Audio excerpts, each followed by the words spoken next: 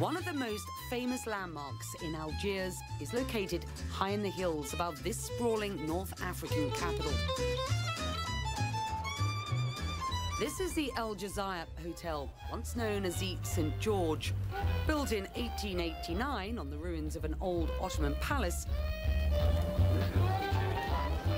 the hotel is a well-preserved symbol of Algeria's colonial influence.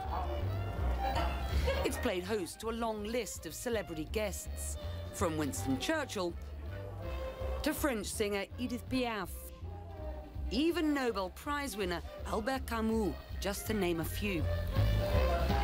But perhaps its most famous visitor was this man, Dwight D. Eisenhower. In 1942, the American general set up offices here to plan the Allied forces' invasion of Europe. It's said to have been staged in this very room. History aside, the hotel's unique interior design is another major draw.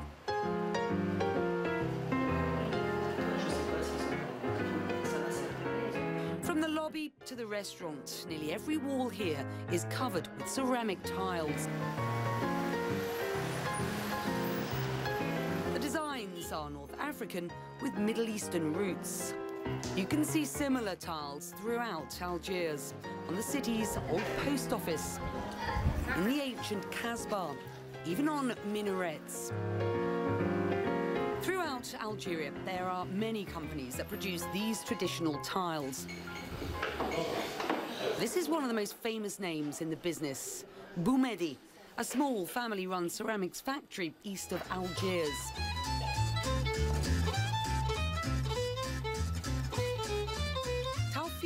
Boumedi runs the show here.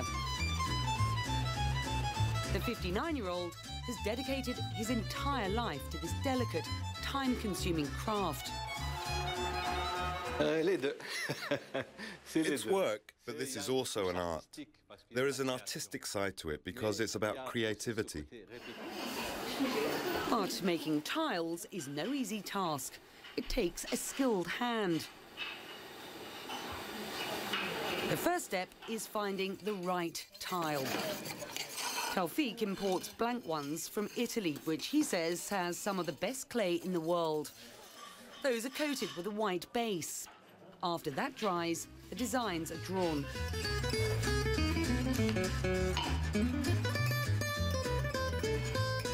These are unique to Boumedi, Ottoman-inspired patterns. The tiles are then painted, dipped in glaze, and finally baked in a kiln for half a day. Taufik has 20 employees to get the job done every day. And the newest member of the Boumedi team is 24-year-old Hakim, his son. Ever since I was a little boy, I dreamed of coming here and working with my father. I knew then that I wanted to work here with my family. Hakim moved back to Algiers after finishing university in France. He's his father's apprentice and will eventually take over the company, which is why Hakim shadows his father eagerly. There's a lot to learn and earn. The cheapest tiles sell for just under $2 a square. Art pieces can go for thousands. Hakim's grandfather first opened Boumedi in 1966. He built the company's brand with big commissions at famous sites across Algiers, including hotels like Algiers. What impresses me the most is that we really imposed our style on Algiers. My grandfather's name has spread all around the city. It's everywhere. Hakim has big plans for the future. He wants to expand on some of Boumedi's newer concepts.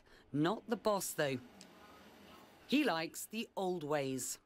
If my son tells me tomorrow that he'd like to change the business or designs, especially after my whole life's dedication to the craft, I would be sad.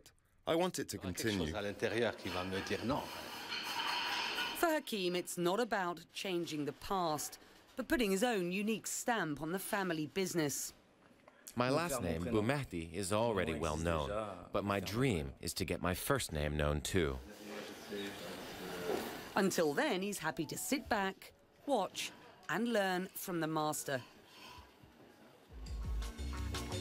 From traditional crafts to modern manga, young Algerians like Akeem are inspired by Algiers' rich, complex history, and they are determined to move forward. Throughout the city, a revival of the cultural scene is giving them hope that they too might make a name for themselves in the arts.